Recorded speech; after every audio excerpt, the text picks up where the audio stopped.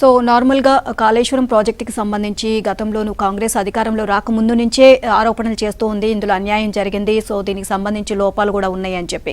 So ఇప్పుడు అధికారంలోకి వచ్చిన తర్వాత దీనిపైన సమగ్ర విచారణ జరిపించాలి అని చెప్పేసి సీఎం రేవంత్ రెడ్డి ఆదేశాలు జారీ చేయడం జరిగింది. కంప్లీట్గా ప్రాజెక్టుకి సంబంధించి లోతైన విచారణ జరగాలి, అప్పుడే అన్ని లోపాలు, సో ఆక్రమణలకు సంబంధించి అలాగే ఏదైతే అన్యాయం జరిగిందో ఈ ప్రాజెక్టుకి సంబంధించి ప్రతి ఒక్కటి కూడా బయటకు వస్తుందని చెప్పేసి రేవంత్ రెడ్డి చెప్పడం జరుగుతుంది విజిలెన్స్ అండ్ ఎన్ఫోర్స్మెంట్ అధికారులకి.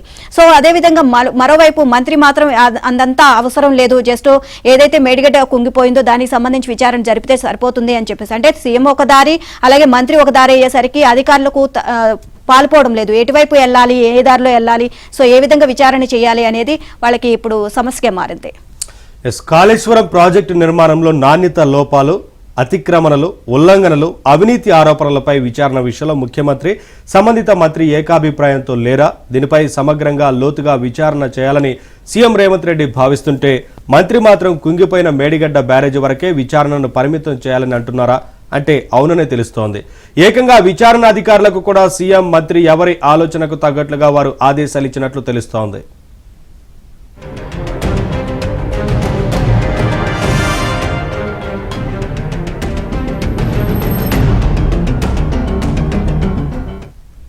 కాళేశ్వరం ఎత్తిపోతల పథకంలో మేడిగడ్డ బ్యారేజీ ఒక భాగం. దీంతో ఈ బ్యారేజీ కుంగుబాటుకు సంబంధించి మాత్రమే విచారణ జరిపితే వాస్తవాలు వెలుగులోకి రావు అనేది సీఎం భావనగా తెలుస్తోంది.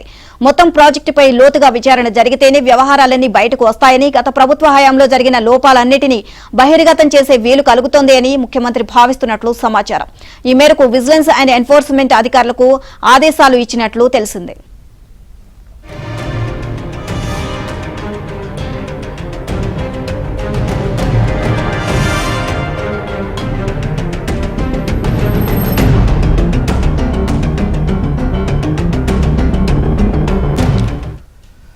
అయితే కుంగిపోయిన మేడిగడ్డ బ్యారేజీ వరకే విచారణను పరిమితం చేయాలని మంత్రి నిర్దేశించినట్లు సమాచారం. దీంతో విచారణ చేస్తున్న విజిలెన్స్ అధికారుల పరిస్థితి ఎటు పాలుపోకుండా తయారైందని అంటున్నారు.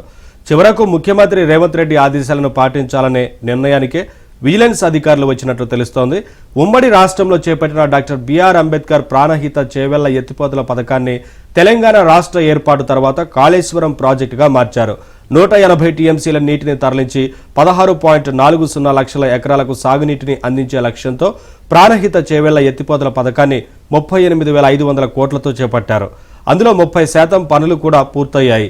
అయితే తెలంగాణ రాష్ట్రం ఏర్పాటయ్యాక బీఆర్ఎస్ ప్రభుత్వం రీఇంజనీరింగ్ పేరుతో ఏకంగా 1,27,872 కోట్లతో కాళేశ్వరం ఎత్తిపోతల పథకాన్ని చేపట్టింది.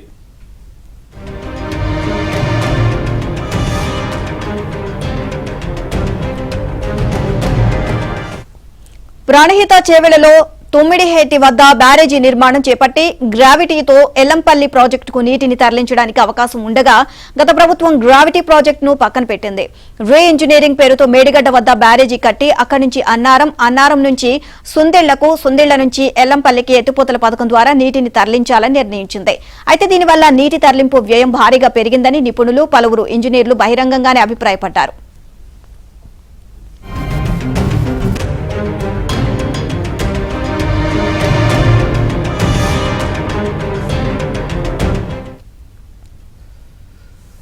అంతేకాకుండా తగిన అవసరం లేకున్నా కాళేశ్వరం ఎత్తిపోతల పథకంలో ఏకంగా 33,459 కోట్లతో అదనపు టీఎంసీని చేపట్టారన్న విమర్శలు కూడా వచ్చాయి. తాజాగా కాళేశ్వరంలోని అన్ని ప్యాకేజీలను అవినీతి చోటు చేసుకుందన్న ఆరోపణలు వెల్లువెత్తాయి. ప్రాజెక్టులోని అన్ని కాంపోనెంట్లను controller auditor general of India కూడా జల్లెడపట్టి కాళేశ్వరం ఆర్థికంగా కూడా అంతగా ఉపయోగం లేని ప్రాజెక్టుగా తేల్చి చెప్పింది.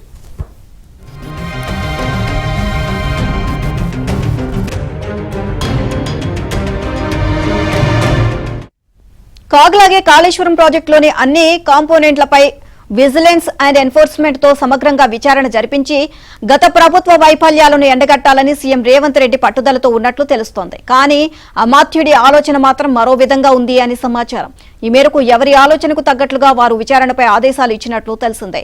మరోవైపు ప్రాజెక్టు నిర్మాణ లోపాలపై ఏడాదిన్నరగా విచారణ జరుపుతున్న కాగ్ 2023 మార్చిలో ఒకసారి, ఆ తర్వాత ప్రభుత్వ వివరణ అనంతరం అక్టోబర్లో ఇంకోసారి ముసాయిదా నివేదికను అందించింది. ఈ రెండు నివేదికలను సమగ్రంగా పరిశీలించినా పూర్తి వివరాలు వెల్లడవుతుంటాయి.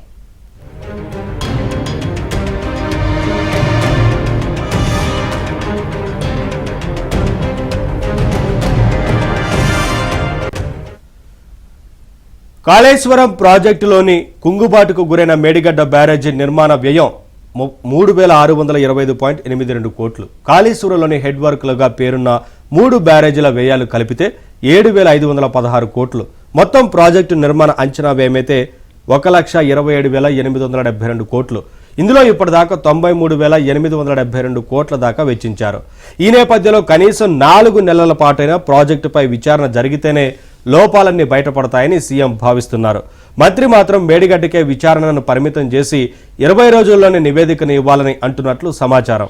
ఇదే అంశానికి సంబంధించి మరిన్ని అప్డేట్స్ మా కరెస్పాండెంట్ రాజేష్ అడిగి తెలుసుకుందాం. రాజేష్, కాళేశ్వరం ప్రాజెక్టుకి సంబంధించి సీఎం ఒక దారి, మంత్రి ఒక దారిలో ఉన్నట్లుగా తెలుస్తోంది. సో ఓవరాల్ గా అప్డేట్స్ ఏంటి?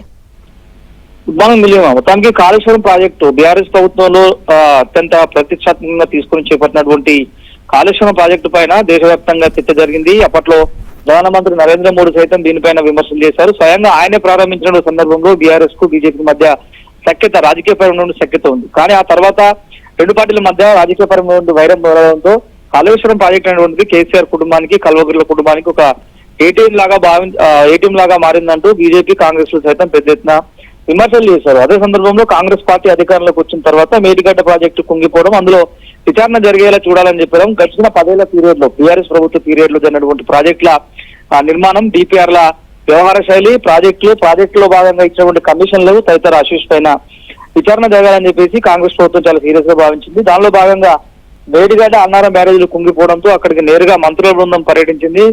మంత్రుల బృందం ఆధ్వర్యంలోనే మేడిగడ్డ ప్రాజెక్టు కుంగిపోవడం పైన ఒక పవర్ పాయింట్ ప్రజెంటేషన్ కాంగ్రెస్ ప్రభుత్వం ఇచ్చేటువంటి ప్రయత్నం చేసింది. అయితే ఇదే సందర్భంలో కాళేశ్వరం ప్రాజెక్టు కుంగిపోవడంపై ప్రస్తుతం కాంగ్రెస్ పార్టీలో కాస్త భిన్నాభిప్రాయాలు అయితే వ్యక్తమవుతున్నట్లు కూడా ప్రచారం జరుగుతుంది. దీనిపైన సమగ్ర విచారణ జరిగితే బాగుంటున్నటువంటి ఆలోచనలో సీఎం రేవంత్ రెడ్డి ఉంటే, కేవలం కుంగిపోయింది మేడిగడ్డ మాత్రమే కాబట్టి మేడిగడ్డ అంశంలోనే రాష్ట్ర ప్రభుత్వం విచారణకు దిగితే బాగుంటున్నటువంటి ఆలోచనలో సంబంధిత మంత్రి భావిస్తున్నట్లు తెలుస్తుంది. సో ఇద్దరి మధ్య, ఇటు మంత్రి అదే విధంగా ముఖ్యమంత్రి మధ్య కాస్త చిన్న అభిప్రాయ భేదాలు ఉండడంతో ప్రస్తుతం అటు పార్టీ వర్గాలు, ఇటు ప్రభుత్వ వర్గాల్లో జోరుగా చర్చ నడుస్తుంది. ఎందుకనంటే ఆ మేడిగడ్డ విజిట్ చేసి కూడా దాదాపు నెల రోజుల దగ్గర కావస్తుంది. ప్రభుత్వం దీన్ని చాలా సీరియస్ గా తీసుకుంది.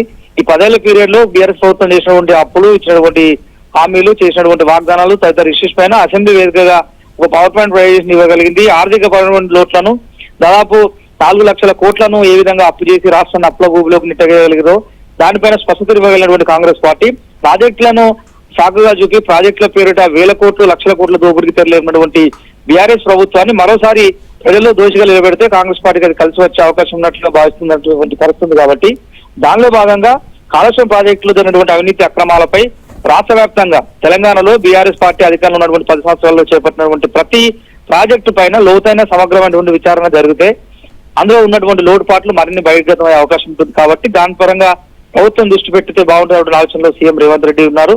దీనికి సంబంధిత మంత్రి కంప్లీట్ గా అంటే ఎక్కడైతే అవకతవకలు, అవినీతి జరిగిందంటూ తమ దృష్టికి వచ్చిందో అక్కడ మాత్రమే దృష్టి సారిస్తే బాగుంటున్న ఆలోచనలో మంత్రి దృష్టి అయితే ఫైనల్ గా సీఎం రేవంత్ నిర్ణయం అనేటువంటిది శిరోధార్యం అవుతుంది. కాబట్టి ఆ అంశం పరస్పరంగానే అధికారులు ముందుకు వెళ్తున్నట్లు తెలుస్తుంది. 1-2 రోజుల్లో మరోసారి మేడిగడ్డ, అన్నారం, సుందిల్ల బ్యారేజ్లను ఒక నిపుణులతో కూడినటువంటి కమిటీ విజిట్ చేసి ఆ తర్వాత ఇప్పటికే ఇటు విజిలెన్స్ కమిటీ ఇచ్చినటువంటి నివేదిక ఆధారంగా రాష్ట్ర ప్రభుత్వము ఏ విధంగా చర్యలు తీసుకోవాలి, బాధ్యులైనటువంటి వారిని ఏ విధంగా అందులో ఇన్వాల్వ్ చేయాలన్న అంశంపైన సుదీర్ఘంగా సమాలోచన చేస్తుంది. కాబట్టి 1-2 రోజుల్లో మరోసారి కమిటీని అక్కడ విజిట్ చేసిన తర్వాత ఆ కమిటీ ఇచ్చేటువంటి నివేదిక ఆధారంగా కూడా ఈ ఇష్యూ పైన ముందుకు వెళ్తే బాగుంటున్న ఆలోచనలో అధికారులు ఉన్నారు. అధికారులు ఇచ్చేటువంటి నివేదిక ఆధారంగా సీఎం రేవంత్ రెడ్డిదే ఫైనల్ నిర్ణయం అయ్యేటువంటి అవకాశం అయితే ఉంటుంది.